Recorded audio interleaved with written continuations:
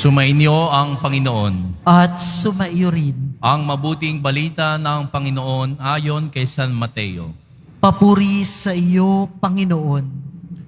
Noong panahong iyon, si Jesus ay nagpunta sa lupaing malapit sa Tiro at Sidon. Lumapit sa kaniya ang isang Kananeyang naninirahan doon at malakas na sinabi, "Panginoon, anak ni David, mahabag po kayo sa akin. Ang anak kong babae ay inaalihan ng demonyo at masyadong pinahihirapan." Ngunit gaputok-may, di tumugon si Jesus.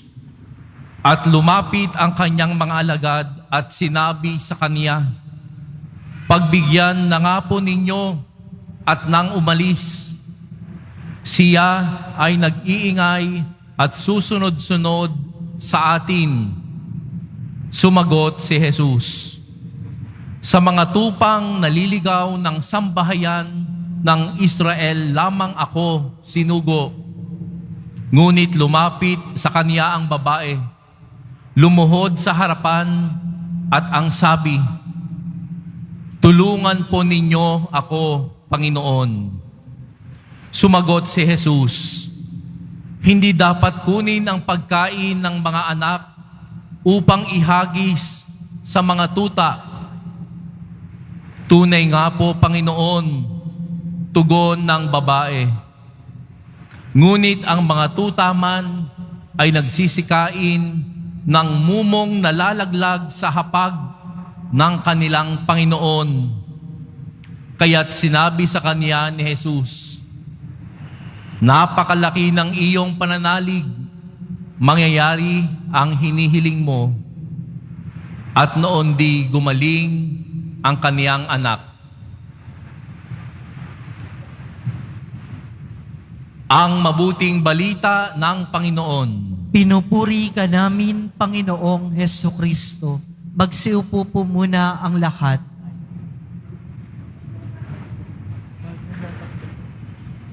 The mercy of God is from everlasting to everlasting. Magandang hapon po sa inyong lahat.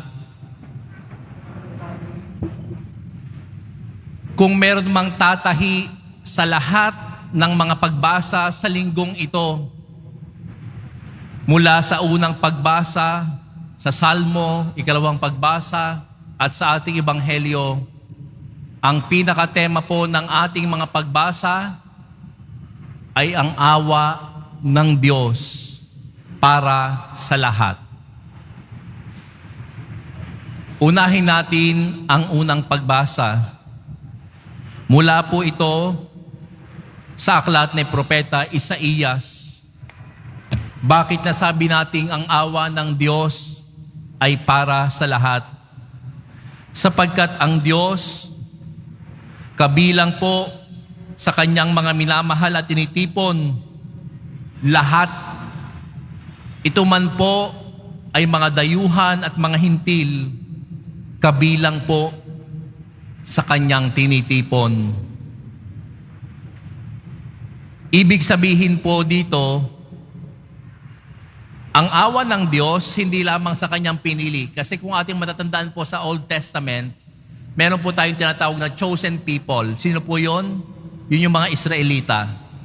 Subalit sa atin pong unang pagbasa mula sa aklat ni Propeta Isaías, ipinakikita na po dito na ang ating Panginoon, hindi lamang siya Panginoon ng mga bayang pinili.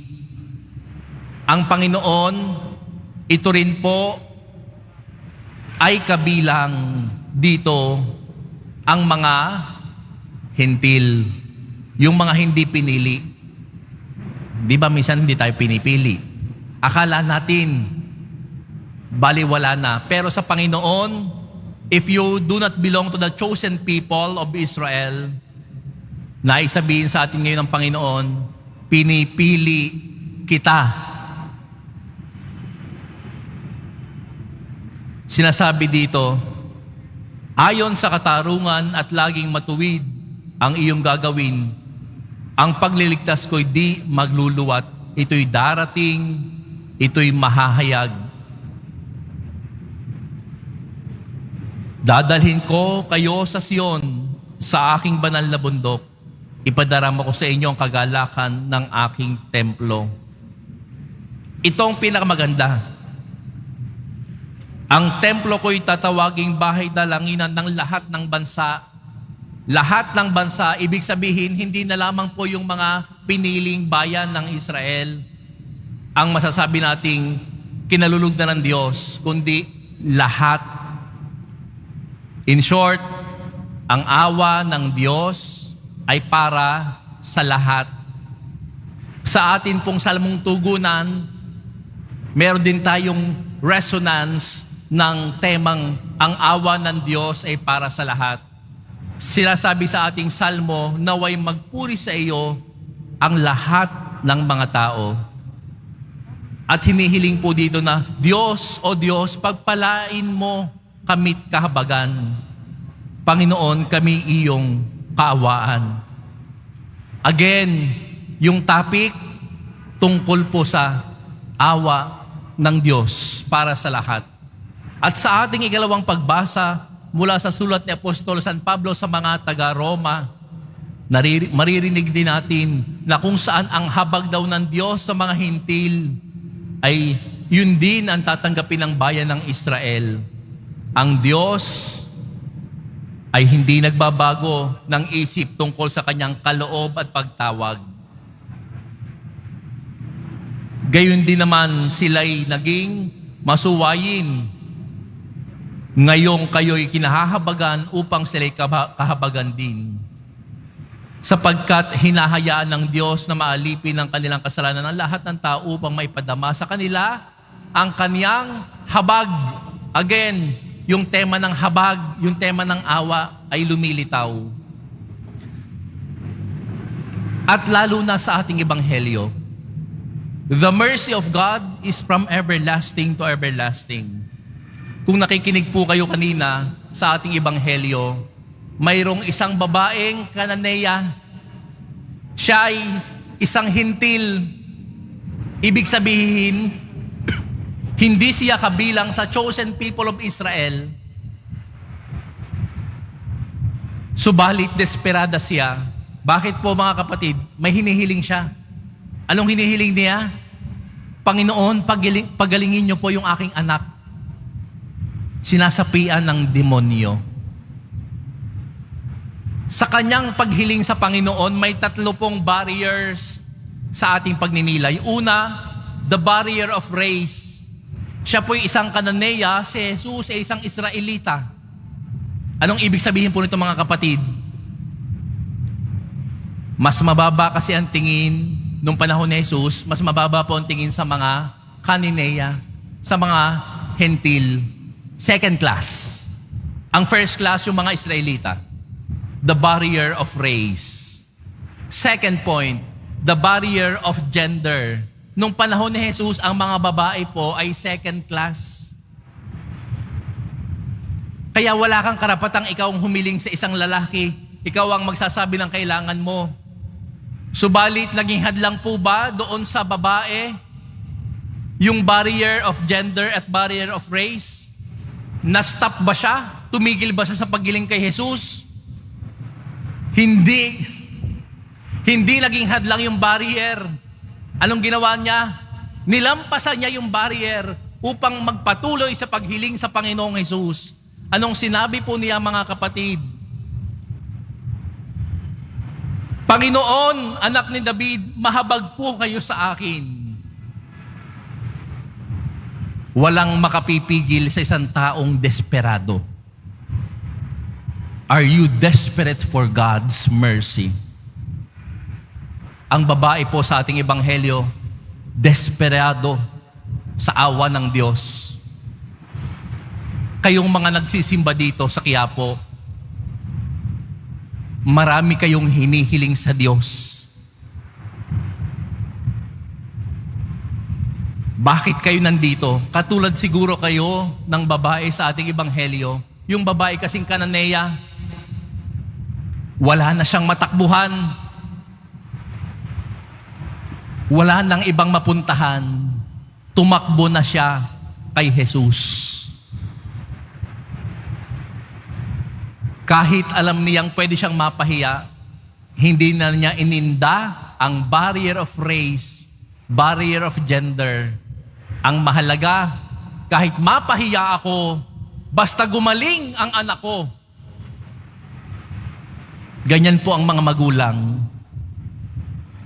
Kahit na mapahiya, kahit na gumapang, basta ang anak makakain lamang, makapasok lamang sa eskwela, magkaroon lamang ng magandang buhay, ang isang magulang gagawin ang lahat, haharapin ang lahat, kahit kahiya-hiya.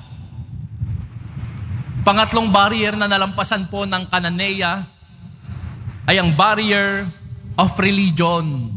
Sabi ko nga po mga kapatid, ito yung mga hintil. Si Jesus kabilang sa bayang pinili, mga Israelita, sila yung pinili ng Diyos. Sila ang chosen people sa Old Testament. Subalit naging hadlang ba iyon upang hilingin ng babae yung kailangan sa Panginoon? Tumigil na ba yung babae? Kasi hindi naman akong pinili ng Panginoon eh. Hindi siya natigilan. Nagpatuloy siya sa paghiling sa Panginoon. Anong sabi ng babae? Tulungan po ninyo ako, Panginoon. My dear brothers and sisters, ganon din ba ang ating karanasan? Sa panahon na wala na tayong mapuntahan, wala nang pag-asa, ang iba'y tatakbo sa Quiapo, maninikluhod sa Nazareno, sapagkat naniniwala sa awa ng Diyos. Amen? Mga kapatid, katulad po ng ating babaeng Cananea sa Ebanghelyo, medyo na-challenge ang kanyang pananampalataya. In fact, napahiya nga siya eh. Anong sabi ng mga alagad? Paalisin na yan. Panginoon, ibigay mo na yung kailangan para umalis na. Medyo napapahiya na yung babae. Bakit siya nagpatuloy pa rin? Kasi nga may hinihiling siya. Anong sabi ngayon ni Jesus sa mga tupang naliligaw ng sambahayan ng Israel, lamang ako sinugo? Medyo masakit yun ha, yung sinabi ni Jesus. Ibig sabihin, hindi ka kabilang. Hindi ka kasama. I am only sent to minister to the chosen people of Israel. Hindi sa inyo. Hindi ka kasama. Masakit yun. Subalit anong ginawa ng babae? Nagpatuloy, Panginoon, tulungan po ninyo ako.